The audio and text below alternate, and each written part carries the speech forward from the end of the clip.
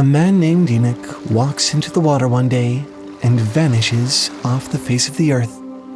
His son had been watching from the shore. One moment's glance away was all it had taken for his father to disappear, leaving no trace behind, save for a pile of empty clothes on the sand. Enoch will soon awaken in the Angelarium, a strange place apart from time and space, where ideals and concepts have tangible, physical shapes, where they're alive and sentient, where they manifest in the form of angels. Here, Enoch will walk with the ineffable and find himself in the process. This is what happens in the first book of Angelarium. It's a beautiful journey, breathtakingly written and illustrated by Peter Mohrbacher and Eli Minaya. We made a whole video about it a while back, but it's only part of the story.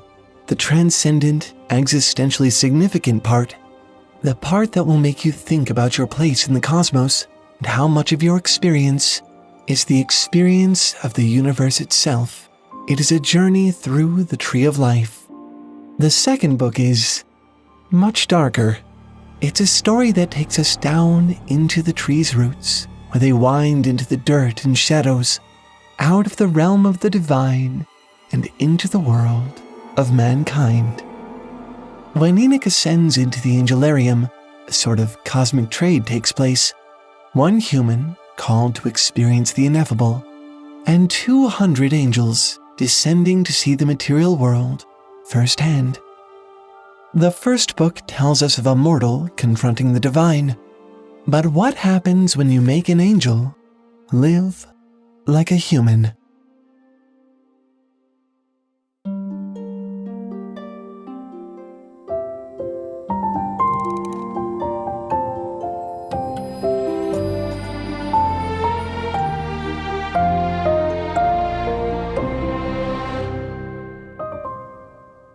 Okay, before we get started, a little footnote.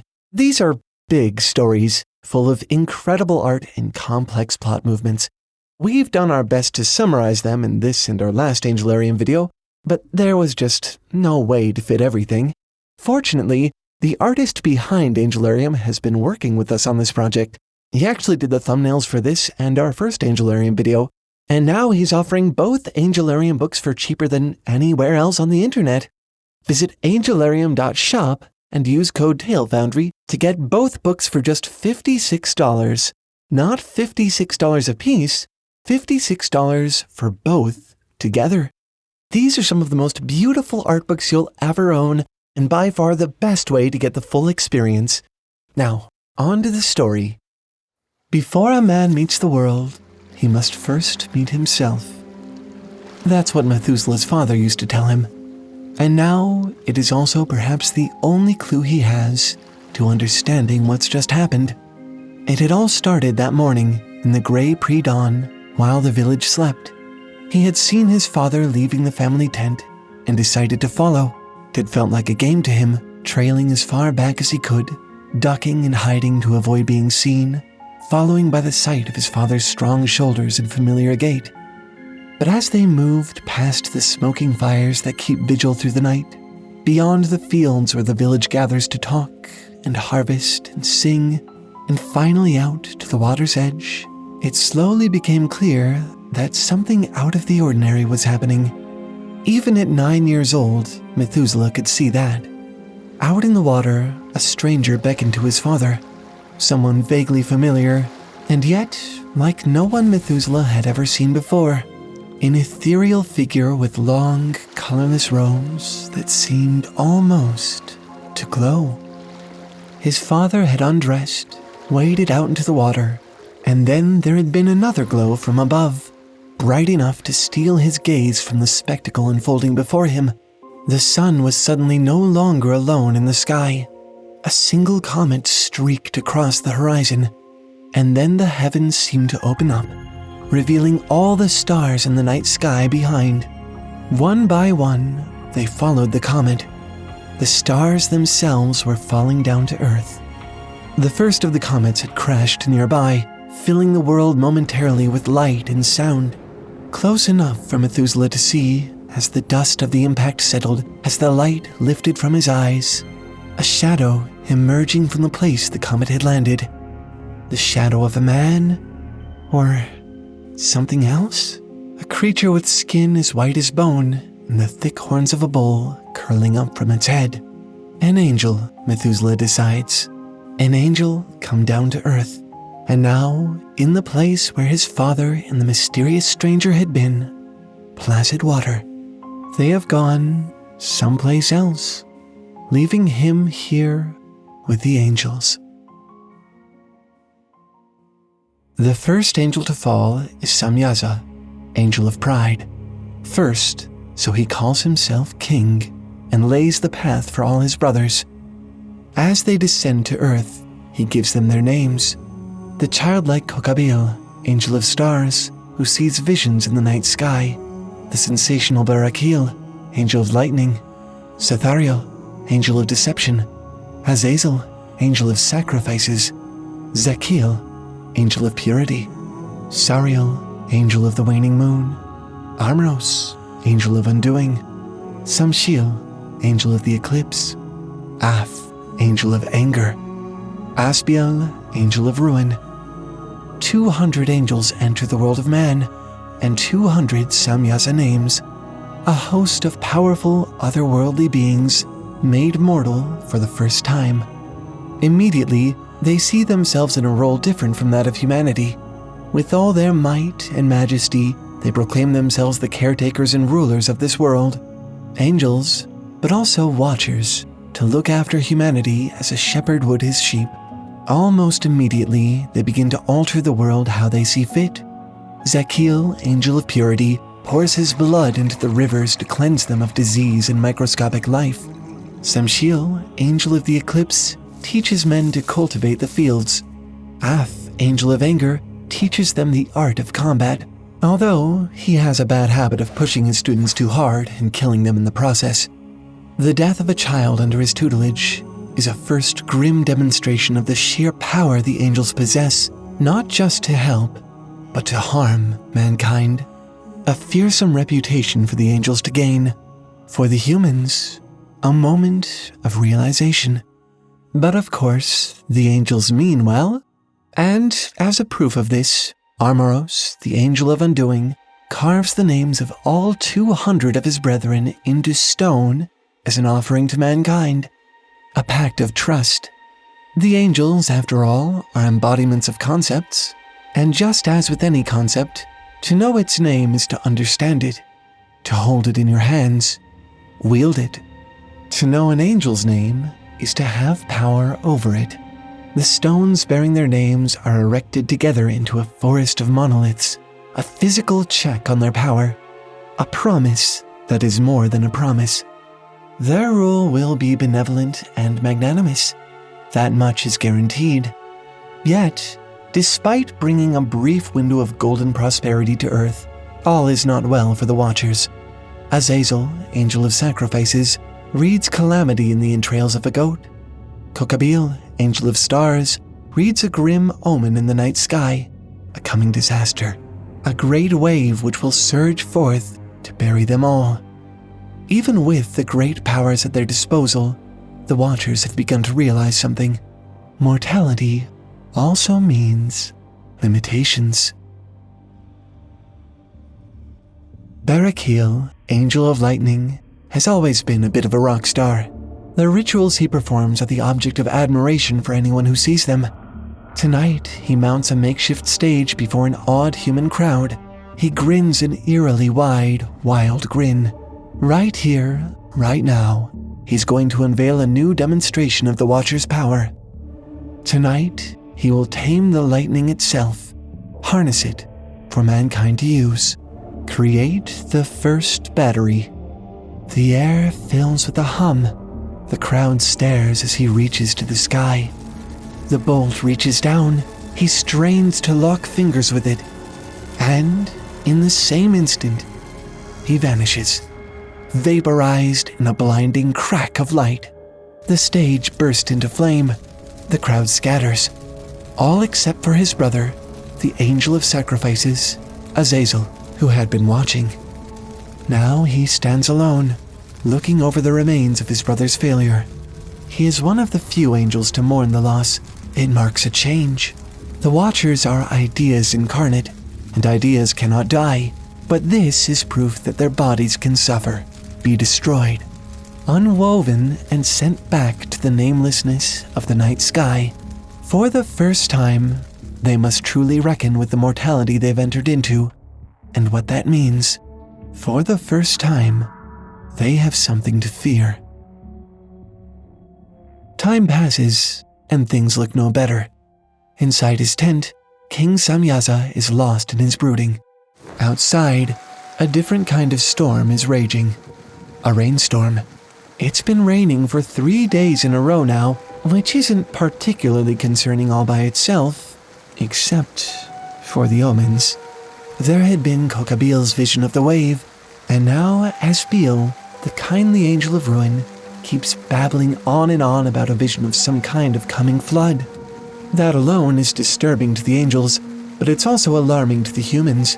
And, knowing that they are not, in fact, untouchable, the prospect of a world full of discontented creatures blaming them for catastrophe is not exactly appetizing. So, Samyaza devises a plan.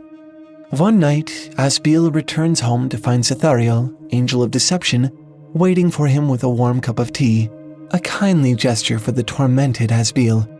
With one sip, Cethariel's poisons and delusions course through him, washing away centuries of memories and transforming his sharp mind into a deluded, babbling cacophony. He becomes a gibbering, pathetic shadow of his former self. The flood prophecies are lost in his new stream of nonsense, but he'd been right about the storms, and silencing him does not change that fact. The rain does not stop. The end looms ever nearer. Samyaza will not have it. He will have control. He is king, and he will take whatever measures necessary to avert this disaster. In the Angelarium, there are angels apart from angels. Unlike the Watchers, who have egos, desires, ambitions, the Seraphim are just embodiments. They want nothing. They simply are. They cannot be reasoned with or commanded. As the sky exists, so too does the angel of sky. As death exists, so does the angel of death. And as rain exists, so too does the angel of rain, Matariel. Invoking the angel's true name, Samyaza calls it down to earth and severs its head from its body with his own sword. As the decapitated corpse of the very concept of rain itself slumps to the ground, one last trickle falls from the sky, a rain of blood, and then no more. Thus begins a new era, an era of drought. Azazel has come seeking his brother, Samshil, angel of the eclipse, who wanders the withered fields where he once taught the humans to cultivate. He and the land that he embodies are empty husks, sad memories of what they'd once been. His followers are all gone. It's a pitiful sight, but not an unfamiliar one to Azazel. The drought had led to famine. Famine had led to death, war. As humanity began to lose their faith in the Watchers, they'd turned on each other, armies of the faithless against the faithful. Fragile creatures that they are, they died in droves. And the Watchers, the self-proclaimed caretakers of the world, they'd conspired to protect themselves. The gift of names they'd once given, the forest of monoliths, all of them had been wiped clean by their own creator, Armoros, angel of undoing. A gift of trust rescinded, more than a promise, broken. As the world had grown more desolate, so too had the Watchers. Armoros now shambles through the forsaken forest of names, little more than a stinking mass of tangled, unwashed limbs. Sariel, angel of the waning moon, wraps himself in blankets and wastes away in his cold, diminishing body. And here is Samshil, wandering as if in a dream through his own dead fields, rambling meaninglessly to himself about his love for humans and his wish for his powers to return. It's too much for Azazel. He seizes Samshiel and forces his brother to look upon his followers. After the famine, after the war, they aren't just absent. They're dead. Their corpses lie in an open trench beside the field, stretching away as far as the eye can see. "Tell them you love them," Azazel shouts at his brother. Thunder rolls across the valley, but the rain never comes. Over their time here, something had started to change within the Watchers. The further they fell into deterioration, the more their powers diminished, the more they had come to resemble humans. If not in appearance, in attitude, time and time again, their emotions had gotten the better of them. Ananiel, Angel of Storms, grew to resent the humans for how much more they loved his gifts, bounties of fish and calm seas, than they loved him. Zakiel, Angel of Purity, had become disgusted with the filth of humanity. How pleased they seemed simply to wallow in it, despite his warnings. In a moment of fury, Af, Angel of Anger, had cut off Azazel's hand. The Angel of Sacrifices had been there to intervene, to warn him against his own brutality. Instead, Azazel had ended up running Af through with Af's own sword, where it would remain. Things are different now than when they first arrived. All the Watchers carry scars.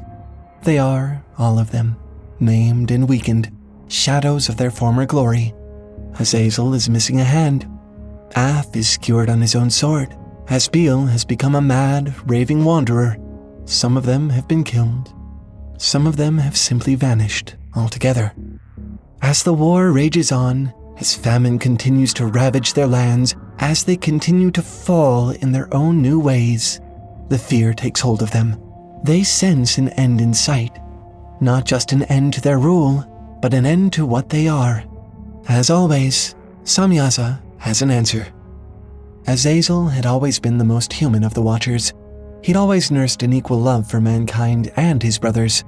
Magnanimous, hopeful, determined, he had done everything in his power to fix things, even as they fell apart around him. He'd even fallen in love with one of the humans and taken her as a lover, Idna, who had been Enoch's wife before he'd vanished so long ago.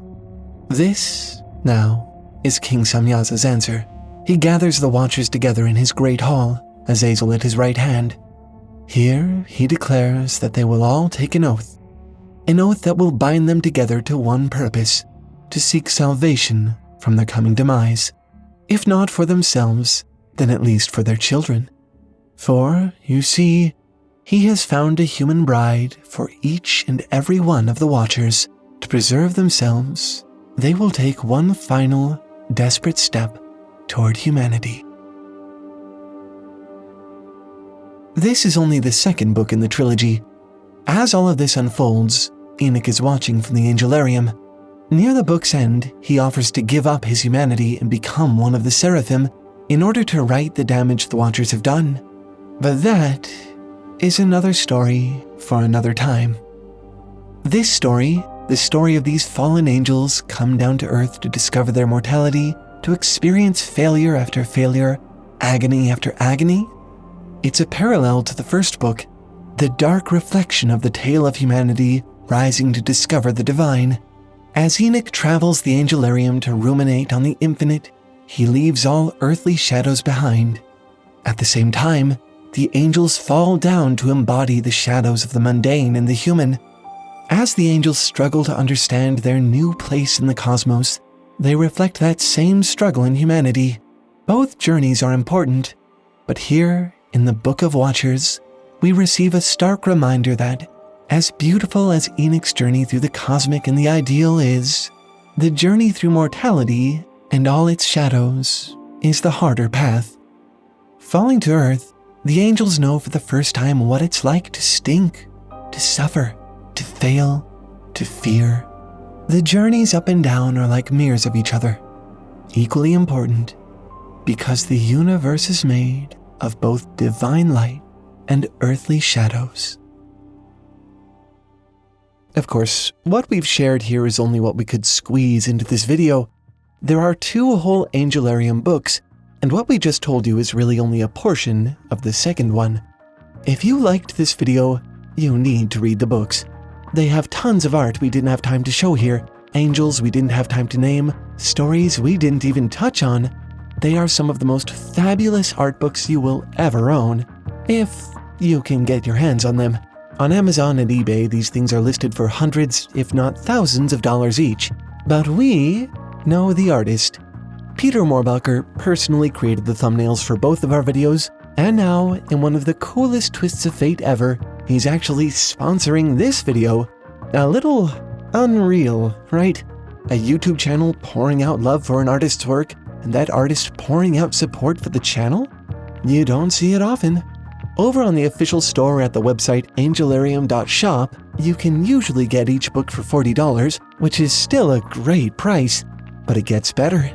Right now you can get both of the books for just $70, and if you use code Foundry at checkout, you'll get 20% off that price. So that's like, what, $56 for 2 books, which are each listed to the order of hundreds and thousands of dollars on other sites? If you want to experience all of Angelarium, I think this is the best way. A big thanks to Peter for helping us to make his work so accessible and being so great to work with on these videos. Again, visit Angelarium.shop and use code Foundry to get 20% off anything on the site, including this incredible 2-book package. Enjoy your travels through the Angelarium. May they change you forever. Anyway, that's all for this one. Thanks for watching and keep making stuff up. I'll see you next week. Bye!